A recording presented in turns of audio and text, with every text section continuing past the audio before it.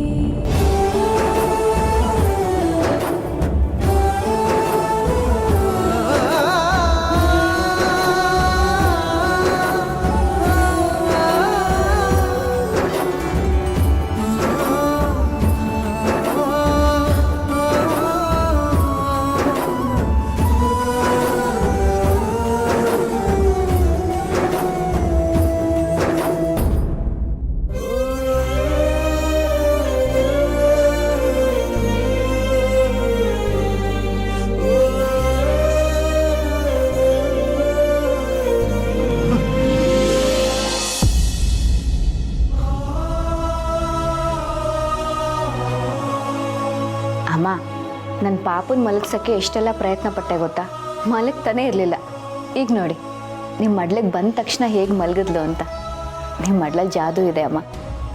ಅದು ಹಾಗಲ್ಲ ಪೂರ್ಣಿ, ನನ್ನ ಮಗುಗೆ ನಿದ್ದೆ ಬಂದಿತ್ತು ಅನಿಸುತ್ತೆ. ನಾನು ಮಡ್ಲಲ್ಲಿ ಹಾಕ್ಕೊಂಡು ಹಾಗೆ ಕಾಲಾಡಿಸ್ದೆ, ಮಲ್ಕೊಂಬಿಟ್ಲು. ಇಲ್ಲ, ನಾನು ಮಗುಗೆ ಹತ್ರ ಆದಷ್ಟು ಪೂರ್ಣಿಗೂ ಮಗುಗೂ ಅಂತರ ಸೃಷ್ಟಿಯಾಗತ್ತೆ. ನಾನು ಸಾಧ್ಯವಾದಷ್ಟು ಮಗುವಿನಿಂದ ದೂರನೇ ಇರಬೇಕು. ಪೂರ್ಣಿ, ಮಗು ಹತ್ರನೇ ಇರು.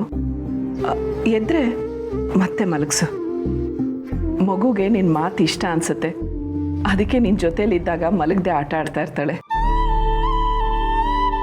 ಮಗು ನಿನ್ನ ತುಂಬ ಹಚ್ಕೊಂಡಿದ್ದಾಳೆ. ತಾಯಿ ಮಗು ಸಂಬಂಧ ಅಂದರೆ ಹಾಗೇನೆ ತಾನೆ. ಹುಷಾರಮ್ಮ.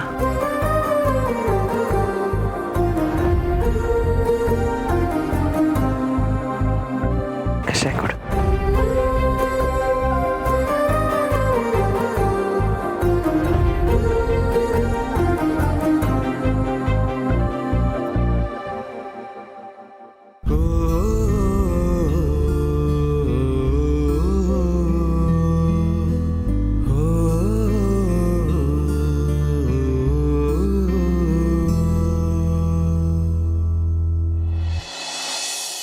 ಮತ್ತೆ ಇಲ್ಲಿಗೆ ಯಾಕೆ ಬಂದ್ರಿ ಮಾವ? ಇಷ್ಟು ದಿನ ಹೇಳ್ದೆ ಕೇಳ್ದೆ ಎಲ್ಲೋ ಹೋಗಿದ್ರಲ್ವಾ, ಅಲ್ಲೇ ಇದ್ಬಿಡ್ಬೇಕು ತಾನೆ. ಓ, ಕದ್ದು ದುಡ್ಡು ಖಾಲಿ ಆಯ್ತೇನೋ, ಅದಕ್ಕೆ ಮತ್ತೆ ಈ ಮನೆಗೆ ಕನ್ನ ಹಾಕಕ್ ಬಂದ್ರ? ನೋಡಿ, ಇವತ್ತು ಈ ಮನೆಗೆ ಏನಾದ್ರೂ ಕಷ್ಟ ಇದೆ ಅಂತಾದ್ರೆ ಅದು ನಿಮ್ಮಿಂದಾನೇ ಆಗ್ತಿರೋದು. ನೀವೊಬ್ರು ಸರಿಯಾಗಿದ್ದಿದ್ರೆ ಈ ಮನೆಗೆ ಯಾವ ಕಷ್ಟನೂ ಇರ್ತಿರ್ಲಿಲ್ಲ. ನಿಮ್ಮಂತವ್ರಿಗೆ ಅನ್ನ ಹಾಕೋ ಬದಲು ಬೀದಿಲ್ ಹೋಗೋ ಯಾವ್ದಾದ್ರು. ನಾನು ಬದಲಾಗಿದ್ದೀನಿ ಅಂತ ಹೇಳ್ತಾ ಇರೋವನಿಗೆ ಬೈದು ಏನೂ ಪ್ರಯೋಜನ ಇಲ್ಲ. ಪ್ರಾಯಶ್ಚಿತ್ತಕ್ಕಿಂತ ಬೇರೆ ಶಿಕ್ಷೆ ಇಲ್ಲ. ಅದನ್ನು ಅವನು ಅನುಭವಿಸ್ತಾ ಇದ್ದಾನೆ. ತಾತ, ಇವ್ರು ಬದಲಾಗಿದ್ದಾರೆ ಅಂದ್ರೆ ಅದನ್ನ ನೀನು ನಂಬ್ತೀಯಾ? ಇದೊಂದು ಸಲ ನಂಬೋಣ ಅಂತ ಅನ್ನಿಸ್ತಾ ಇದೆ. ನಂಬಿ ಒಂದು ಅವಕಾಶ ಕೊಡೋಣ. ಇಲ್ಲ ತಾತ, ಆಕಾಶ ಭೂಮಿ ಆಗೋದು, ಇವ್ರು ಬದಲಾಗೋದು ಎರಡೂ ಒಂದೇ. ಬದಲಾಗಿದ್ದೀನಿ ಅಂತ ಹಸುವಿನ ಹಾಗೆ ವೇಷ ಹಾಕೊಂಡ್ರೆ ಇತ್ತ ಕೆಟ್ಟ ಮನ್ಸಿರೋ ಮೃಗಗಳು ಸಾಧು ಪ್ರಾಣಿ ಆಗಕ್ಕೆ ಸಾಧ್ಯ ಇಲ್ಲ. ಬೇಡ ತಾತ, ಇವರು ನೀನು ನಂಬೇಡ. ನೋಡಿ ಮಾವ, ನೀವು ಈ ಮನೇಲಿದ್ದು ಇನ್ನೂ ಸಮಸ್ಯೆಗಳಾಗೋದು ಬೇಡ. ಈಗಲೇ ಇಲ್ಲಿಂದ ಹೊರಡಿ.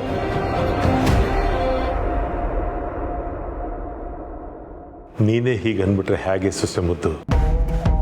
ನೀನು ಬದಲಾಗಿದ್ದೀನಿ ಅಂದಾಗ ಈ ಮನೆಯವರೆಲ್ಲ ನಿನ್ನನ್ನು ಪ್ರೀತಿಯಿಂದ ಮನೆ ಒಳಗೆ ಸೇರಿಸ್ಕೊಂಡ್ರು. ಆದ್ರೆ ಈಗ ನಾನು ಬದಲಾಗಿದ್ದೀನಿ ಅಂತ ಹೇಳ್ತಾ ಇದ್ದೀನಿ. ನೀನೇ ನನ್ನ ಮಾತು ನಂಬ್ತಾ ಇಲ್ವಲ್ಲಮ್ಮ. ಒಂದು ಕಾಲದಲ್ಲಿ ಅತ್ಯಂತ ಕ್ರೂರಿಗಳಾಗಿದ್ದ ವಾಲ್ಮೀಕಿ ಮಹರ್ಷಿಗಳಾಗಿ ರಾಮಾಯಣ ಗ್ರಂಥವನ್ನು ಬರೆದರು. ಅಂಗುಲಿಮಾಲ ಬುದ್ಧನ ನೋಡ್ತಿದ್ದ ಹಾಗೆ ಬದಲಾಗ್ಬಿಟ್ಟ. ಇನ್ನು ದತ್ತನ ನೆರಳಲ್ಲಿರೋ ನಾನು ಬದಲಾಗದೆ ಹೋದರೆ ಈ ಭೂಮಿ ಮೇಲೆ ಬದುಕೋದಕ್ಕಾಗತ್ತೇನಮ್ಮ? ಇಷ್ಟು ದಿವಸ ಮಾಡಿದ ತಪ್ಪನ್ನ ದಯಮಾಡಿ ಕ್ಷಮಿಸಮ್ಮ. ನಾನು ಬದಲಾಗಿದ್ದೀನಿ. ಇನ್ನು ಮುಂದೆ ನೀನು ಏನೇ ಕೆಲಸ ಹೇಳಿದ್ರು ಸರಿ, ಅದನ್ನ ಮಾಡಿಕೊಂಡು ಈ ಮನೆಯಲ್ಲೇ ಇದ್ದುಬಿಡ್ತೀನಮ್ಮ. ಇಲ್ಲ, ಸಾಧ್ಯನೇ ಇಲ್ಲ. ಬೆಂಕಿ ತಣ್ಣಗಾಗಿದೆ ಅಂತಂದ್ರೆ ಅದನ್ನ ನಂಬೋಷ್ಟು ದಡ್ಡಿ ನಾನಲ್ಲ. ನಿಮ್ಮನ್ನ ಈ ಮನೇಲೆ ಇರೋಕ್ ಬಿಟ್ರೆ ಈ ಮನೆನ ಸುಟ್ಟು ಬೂದಿ ಮಾಡ್ಬಿಡ್ತೀರಾ. ಹೊರಡಿ ಇಲ್ಲಿಂದ.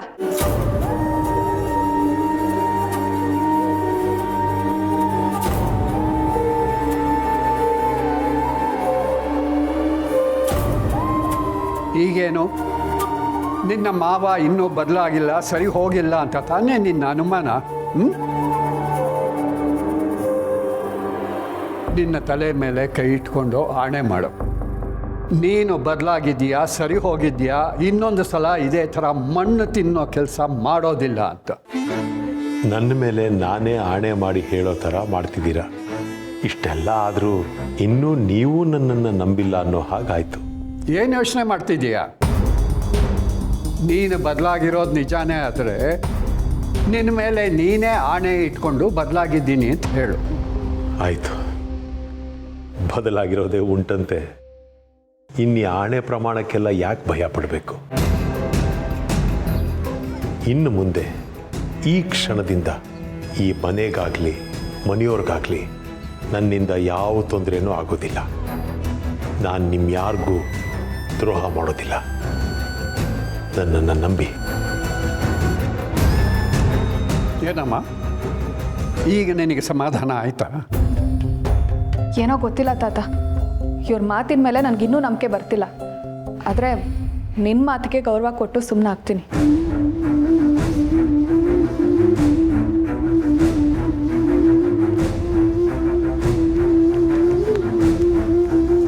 ದತ್ತವ್ರೆ,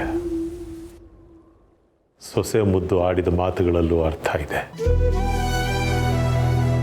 ಅವಳ ಜಾಗದಲ್ಲಿ ಬೇರೆ ಯಾರೇ ಇದ್ದಿದ್ರು ಇಷ್ಟೊತ್ತಿಗೆ ನನ್ನ ಕುತ್ತಿಗೆ ಹಿಡಿದು ಮನೆಯಿಂದ ಆಚೆ ತಪ್ಪಿಡ್ತಾ ಇದ್ರು. ಇನ್ನು ಮುಂದೆ ನಾನು ಏನು ಮಾಡಬೇಕು ಅನ್ನೋದನ್ನ ನೀವೇ ಹೇಳಿ. ಸರಿ, ಆಯ್ತು, ಹೇಳ್ತೀನಿ.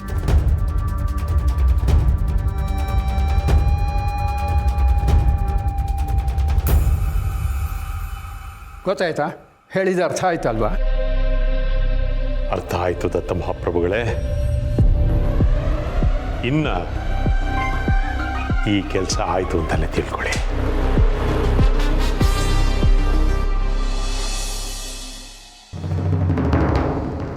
ನಿನ್ನ ನೋಡಿದ್ರೆ ಅಯ್ಯೋ ಅನ್ಸುತ್ತೆ. ಇನ್ನೂ ಮಗುವಿನ ಮೇಲೆ ವ್ಯಾಮೋಹ ಅಲ್ವಾ? ಮಗು ನಿಂದೆ, ನೀನೇ ಅದರ ತಾಯಿ ಅಂತ ದೊಡ್ಡದಾಗಿ ಹೇಳ್ಬಿಟ್ಟೆ. ಅದೆಲ್ಲ ಬಾಯಿ ಮಾತಿಗಷ್ಟೇ ಸರಿ. ಆ ರೀತಿಯೆಲ್ಲ ನಡ್ಕೊಳ್ಳೋದು ಅಷ್ಟು ಸುಲಭ ಅಲ್ಲ.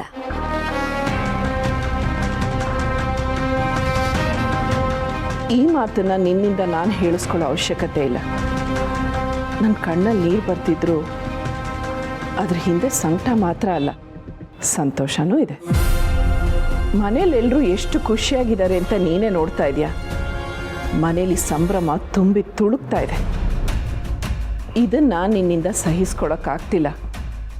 ಮೊಸರಲ್ಲಿ ಕಲ್ಲು ಹುಡ್ಕೋ ಹಾಗೆ ಈ ಮನೆಯಲ್ಲಿ ಯಾರ ಕಣ್ಣಲ್ಲಿ ಕಣ್ಣೀರಿದೆ ಅಂತ ಕಣ್ಬಿಟ್ಕೊಂಡು ಹುಡುಕ್ತಾ ಇದೆಯಾ. ಈ ರೀತಿಯೆಲ್ಲ ಮಾತಾಡಿ ನನ್ನನ್ನು ಕುಗ್ಗಿಸ್ಬೋದು ಅಂತ ಅಂದ್ಕೊಂಡಿದ್ರೆ ಅದು ಜನ್ಮದಲ್ಲಿ ಸಾಧ್ಯ ಇಲ್ಲ. ಪರವಾಗಿಲ್ವೇ? ಸ್ಮಶಾನಕ್ಕೆ ಹೋದವಳು ವಾಪಸ್ ಬಂದಿದ್ರು ನಿನ್ನ ಅಹಂಕಾರ ಮಾತ್ರ ಕಮ್ಮಿ ಆಗಿಲ್ಲ. ಈ ನಿನ್ನ ಅಹಂಕಾರದ ಜೊತೆ ನೀನು ಮಣ್ಣಲ್ಲಿ ಮಣ್ಣಾಗಿ ಹೋಗಿದ್ದಿದ್ರೆ ಚೆನ್ನಾಗಿರ್ತಿತ್ತು. ಆದರೆ ನಿನ್ನ ಆಯಸ್ಸು ಗಟ್ಟಿಯಾಗಿತ್ತು ಅನ್ಸುತ್ತೆ, ಉಳ್ಕೊಂಬಿಟ್ಟೆ. ಹಣೆ ಬರಹ ಬರೆಯೋನು ದೇವರು. ಅವನು ಏನು ಬರೆದಿರ್ತಾನೋ ಹಾಗೆ ಆಗತ್ತೆ. ಅದನ್ನು ಬದಲಾಯಿಸೋಕ್ಕೆ ಯಾರಿಂದನೂ ಸಾಧ್ಯ ಇಲ್ಲ. ಅವತ್ತು ನನ್ನ ಆ ಸ್ಥಿತಿಗೆ ಕಾರಣ ಏನು, ಯಾರು ಅನ್ನೋದು ನನಗೆ ಚೆನ್ನಾಗಿ ಗೊತ್ತು.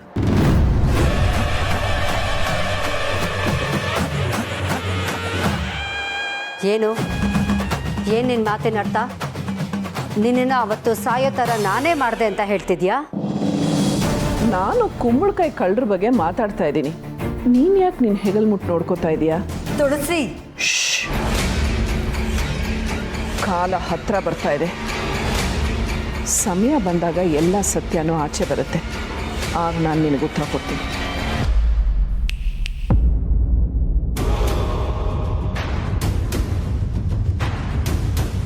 ಕಾಲ ಯಾವುದೇ ಇರಲಿ, ಕಾಲನ ಕಾಲಡಿ ಇಟ್ಟು ಮೆರೆಯೋಳು ಈ ಶಾರ್ವರಿ. ನಿನ್ನಿಂದ ನನ್ನ ಏನೂ ಮಾಡೋಕ್ಕಾಗಲ್ಲ. ಹಾಗೇನಾದರೂ ನೀನು ಮತ್ತೆ ಮತ್ತೆ ನನ್ನ ಎದುರು ಹಾಕೊಳ್ಳೋಕೆ ಹೋದರೆ ಸಾವಿನ ಎದುರಿಗೆ ನಿಂತ ಹಾಗೇನೆ ಅರ್ಥ.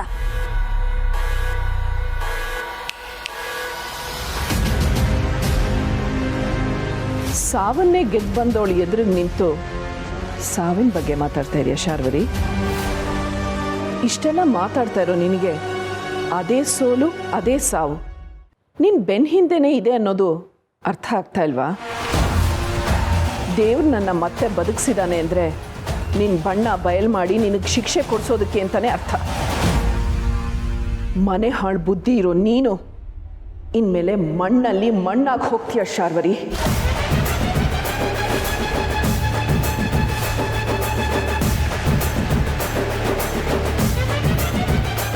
ನೀನು ಮಾಡಿರೋ ಪಾಪಗಳಿಗೆ ನಿನಗೆ ಸಾಮಾನ್ಯವಾದ ಸಾವು ಬರಲ್ಲ.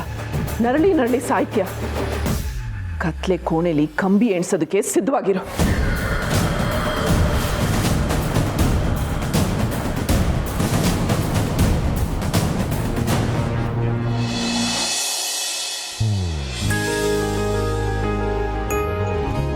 ಅಭಿ, ಮಗುನ ನನಗೂ ಕೊಡು, ನಾನು ಆಟ ಆಡಿಸ್ಬೇಕು. ಅದೆಲ್ಲ ಆಗಲ್ಲ. ಬೆಳಿಗ್ಗೆಯಿಂದ ನೀವೇ ಆಟ ಆಡ್ಸಿದ್ದೀರಾ. ಈಗ ನನ್ನ ಸರ್ದಿ, ನಾನು ಮಗುನ ಯಾರಿಗೂ ಕೊಡಲ್ಲ. ಬೆಳಿಗ್ಗೆ ಏನೋ ಹೇಳ್ತಿದ್ದೆ, ಮಗು ಪಕ್ಕದಲ್ಲಿದ್ರೆ ನೀನು ಪ್ರಪಂಚನೇ ಮರ್ತ್ಬಿಡ್ತೀಯಾ ಹಾಗೆ ಹೀಗೆ ಅಂತ. ಈಗ ನೀನು ಅದೇ ತಾನೇ ಮಾಡ್ತಿರೋದು. ಹೆಂಡತಿ ಪಕ್ಕದಲ್ಲಿದ್ರು ನಿನ್ನ ಗಮನ ಎಲ್ಲ ಮಗು ಮೇಲೆ ಇದೆ. ಸರಿ ಬಿಡು, ನೀನೇ ಆಡ್ಸು. ದೀಪಿಕಾ, ಮಗು ಬಿಗಡಿಸ್ತಾ ಇದೆ, ಏನು ಮಾಡೋದೀಗ? ನನಗೂ ಅದೇ ಗೊತ್ತಾಗ್ತಾ ಇಲ್ಲ. ಇರು, ನೀರು ತರ್ತೀನಿ, ನೀರು ಕುಡಿಸಿದ್ರೆ ಸರಿ ಹೋಗ್ಬೋದು. ಸರಿ ಸರಿ, ನೀನು ಹೋಗಿ ತಗೊಂಡು ಬಾ.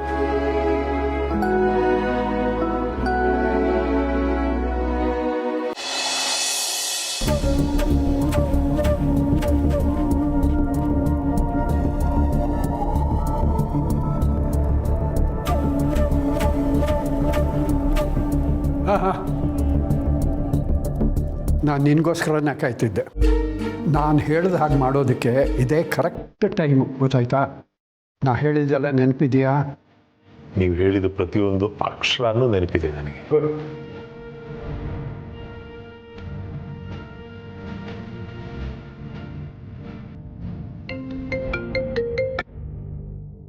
ಹಲೋ ಮೇಡಮ್, ನಾನು ಗೊತ್ತಾಯ್ತು. ಏನು ವಿಷಯ?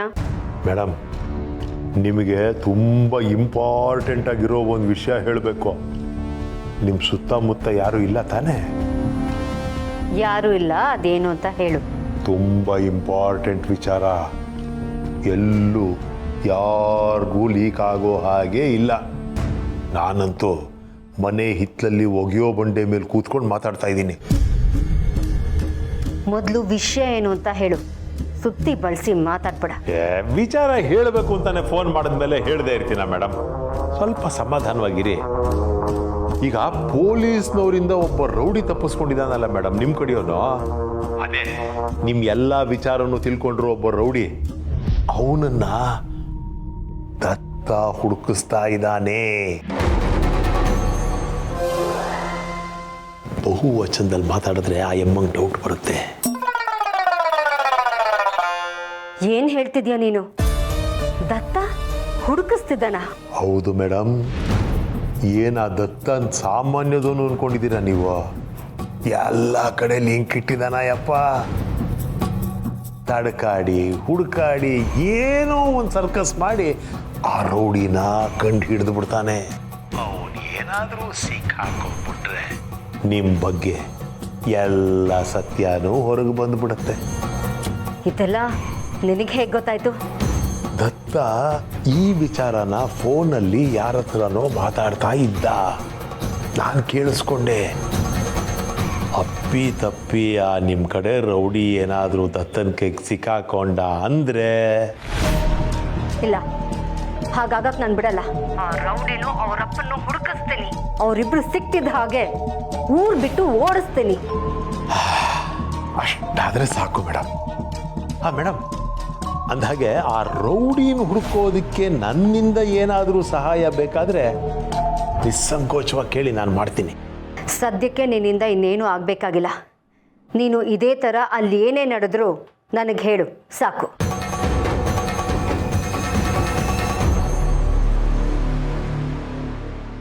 ದತ್ತ ಮಹಾಪ್ರಭುಗಳೇ, ಆ ಶಾರ್ವರಿ ಮುಂದೆ ನಿಮ್ಮನ್ನು ಏಕವಚನದಲ್ಲಿ ಮಾತಾಡ್ಬಿಟ್ಟೆ, ಕ್ಷಮೆ ಇರಲಿ. Okay okay okay. ಏನು ಹೇಳಿದೆ ಫೋನ್ ಇಟ್ಬಿಟ್ಲಲ್ಲ ಅವಳು. ಆ ರೌಡಿ ಬಗ್ಗೆ ಏನಾದರೂ ಒಂದು ಸಣ್ಣ ಇನ್ಫಾರ್ಮೇಷನ್ ಕೊಟ್ಟಿದ್ದಿದ್ರೆ ಚೆನ್ನಾಗಿರೋದು. ದಡ್ಡ, ಅವಳು ಹೇಳಲಿಲ್ವೇನೋ ರೌಡಿನೂ ಅವ್ರ ಅಪ್ಪನ್ನೂ ಹುಡುಕಿಸಿದ್ರೆ ಎಲ್ಲ ಸರಿ ಹೋಗುತ್ತೆ ಅಂತ? ಕೇಳಿಸ್ಕೊಳ್ಳಿಲ್ವಾ ನೀನು? ಕೇಳಿಸ್ಕೊಂಡೆ. ರೌಡಿ ಓಕೆ ದತ್ತ ಅವರೇ, ಅದರ ರೌಡಿ ಅವ್ರ ಅಪ್ಪ ಯಾಕೆ?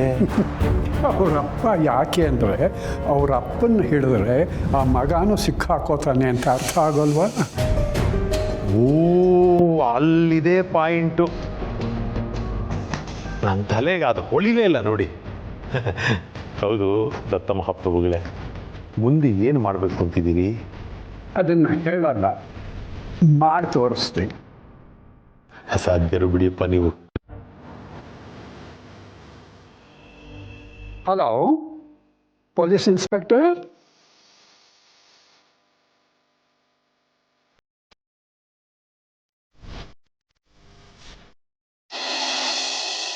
ಅಪ್ಪಿ ತಗೋ, ನೀರು ಕುಡ್ಸೋಣ.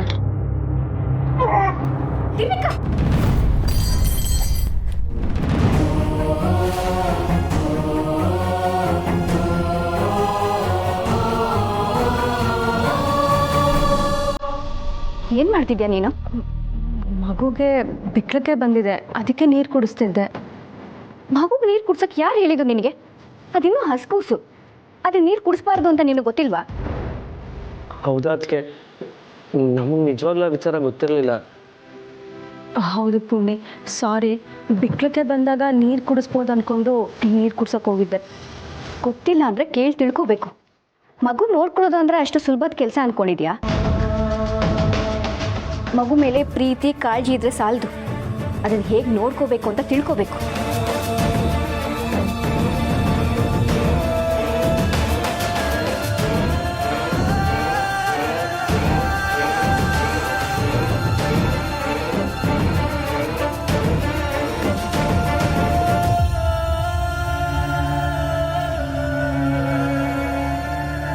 ಪೂರ್ಣಿ ಈ ರೀತಿ ಎಲ್ಲ ಮಾತಾಡಿದ್ದಕ್ಕೆ ಬೇಜಾರಾಯ್ತಾ? ಗೊತ್ತಿಲ್ಲದೆ ಮಗುಗೆ ನೀರು ಕುಡ್ಸಕ್ಕೆ ಹೋದ್ವಿ, ನಮ್ಮದು ತಪ್ಪಿದೆ. ಹೌದು, ಮಗುಗೆ 4ರಿಂದ 5 ತಿಂಗಳಾಗೋವರೆಗೂ ನೀರು ಕೊಡಬಾರ್ದು. ಈ ರೀತಿ ಬಿಕ್ಕಳಿಕೆ ಬರೋದು ಸಹಜನೇ. ಹೊಟ್ಟೆ ತುಂಬಿದಾಗಲೂ ಬಿಕ್ಕಳಿಕೆ ಬರುತ್ತೆ, ದಣಿವಾದಾಗಲೂ ಬಿಕ್ಕಳಿಕೆ ಬರುತ್ತೆ. ಆಗ ಹಾಲು ಕೊಡಬೇಕೆ ಹೊರತು ನೀರು ಕೊಡಬಾರ್ದು. ಅಕ್ಕನ ಮೇಲೆ ಕೋಪ ಬರ್ತಾ ಇದೆಯಾ? ಇಲ್ಲ ಅಮ್ಮ, ಅವಳ ಕೋಪ ನೋಡಿ ನಂಗೆ ಆಶ್ಚರ್ಯ ಆಗ್ತಿದೆ. ಮುಂಚೆ ಎಲ್ಲ ನಾನು ಬೇಕು ಅಂತ ಅವಳಿಗೆ ಎಷ್ಟೇ ಸಿಟ್ಟು ಬರೋ ಹಾಗೆ ಮಾಡಿದ್ರು ಅವಳು ತುಂಬ ತಾಳ್ಮೆಯಿಂದನೇ ಇರ್ತಾಯಿದ್ಲು. ಆದರೆ ಇವತ್ತು ಆ ಮಗು ವಿಷಯದಲ್ಲಿ ಅವಳಿಗೆ ಎಷ್ಟು ಕೋಪ ಬಂತು ನೋಡಿ. ಆ ಕೋಪದಲ್ಲಿ ಮಗು ಮೇಲೆ ಅವಳಿಗಿರೋ ಕಾಳಜಿ ಕಾಣಿಸ್ತಿದೆ. ಅವಳ ಮಗುನ ತುಂಬ ಹಚ್ಕೊಂಡ್ಬಿಟ್ಟಿದ್ದಾಳೆ. ಹೌದು, ಮಗು ಮೇಲಿರೋ ಅತಿಯಾದ ಕಾಳಜಿ, ಅತಿಯಾದ ಪ್ರೀತಿನೇ ಅವಳ ಕೋಪಕ್ಕೆ ಕಾರಣ. ಆದರೆ ಅವಳ ಕೋಪದ ಮಾತುಗಳನ್ನ ಅರ್ಥ ಮಾಡಿಕೊಂಡು ಅವಳು ಹೇಳಿದ್ದನ್ನೆಲ್ಲ ಸಹಿಸ್ಕೋತಾ ಇದೆಯಲ್ಲ, ನಿನ್ನನ್ನು ನೋಡಿದ್ರೆ ನನಗೆ ಆಶ್ಚರ್ಯ ಆಗ್ತಾ ಇದೆ. ಅಕ್ಕ ತಂಗಿ ಹೀಗೆ ಒಬ್ರನ್ನೊಬ್ರು ಅರ್ಥ ಮಾಡಿಕೊಂಡ್ರೆ ಈ ಮನೆ ಸಂತೋಷವಾಗಿರುತ್ತೆ. ಹೌದೌದು, ಅಕ್ಕ ತಂಗಿರಿಬ್ರು ಒಬ್ರನ್ನೊಬ್ರನ್ನ ಅರ್ಥ ಮಾಡ್ಕೋಬೇಕು, ಜೊತೆಗೆ ಗಂಡನ್ನು ಅರ್ಥ ಮಾಡ್ಕೋಬೇಕು ಅಂತ ಸ್ವಲ್ಪ ಬುದ್ಧಿ ಹೇಳಿಮ್ಮ. ನಾನೇನು ನಿನ್ನ ಅರ್ಥ ಮಾಡ್ಕೋತೀನಿ ಅಭಿ, ಆದರೆ ಈಗ ನಾವಿಬ್ಬರು ಅರ್ಥ ಮಾಡ್ಕೋಬೇಕಾಗಿರೋದು ಮಗುನ ಹೇಗೆ ಬೆಳೆಸ್ಬೇಕು ಅದನ್ನು ಹೇಗೆ ನೋಡ್ಕೋಬೇಕು ಅನ್ನೋದ್ರ ಬಗ್ಗೆ. ಅಬ್ಬಾ, ಮಗುನ ಬೆಳೆಸೋದ್ರ ಬಗ್ಗೆ ಎಷ್ಟು ತಿಳ್ಕೊಂಡ್ರು ಕಮ್ಮಿನೇ. ನಾನು ಇವತ್ತಿಂದಾನೇ ಒಂದು ರಿಸರ್ಚ್ ಶುರು ಮಾಡಿಬಿಡ್ತೀನಿ.